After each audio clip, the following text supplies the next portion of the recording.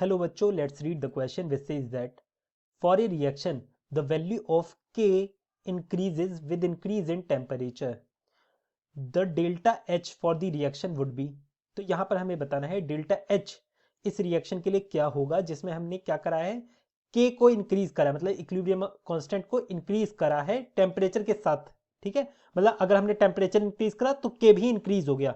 तो बताओ delta H इसके लिए क्या होगा। Option A positive, option B negative, option C zero, option D can not be predicted. Here the key concept for this question is equilibrium constant. ठीक है, जब हम इक्विलिब्रियम कांस्टेंट की बात करते हैं, जैसे हम रिप्रेजेंट करते हैं के सी से। ठीक है, ये जो इक्विलिब्रियम कांस्टेंट है ना, ये कुछ फैक्टर्स के ऊपर डिपेंड करता है, जैसे कि टेम्परेचर, और साथ ही साथ ये इक्विलिब्रियम किस डायरेक्शन में मूव करेगा, फॉरवर्ड या बैकवर्ड, ये हम कैसे डिसाइड करते हैं, ये हम डिसाइड करते हैं ली चैटलियर प्रिंसिपल के थ्रू, ली चैटलियर प्रिंसिपल के थ्रू।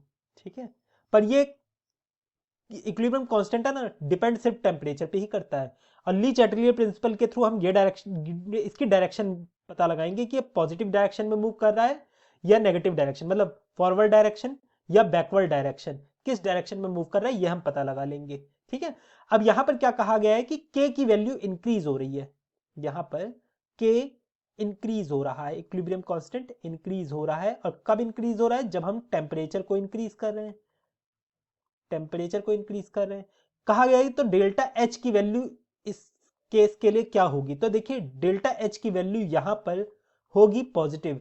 क्यों पॉजिटिव होगी, क्योंकि ये रिएक्शन जो यहां पर बता रखी है ये कैसी है, एंडोथर्मिक है, एंडोथर्मिक रिएक्शन है। इसका मतलब इसे हीट की रिक्वायरमेंट है, और अगर आप टेम्परेचर प्रोवाइड कर रहे हो तो ये डायरेक्शन में, फॉरवर्ड डायरेक्शन में मूव करेगी, और फॉरवर्ड डायरेक्शन में मूव करेगी तो के की वैल्यू भी इंक्रीज होगी। तो यहां से हम कह सकते हैं इसका आंसर क्या होगा, ऑप्शन ए।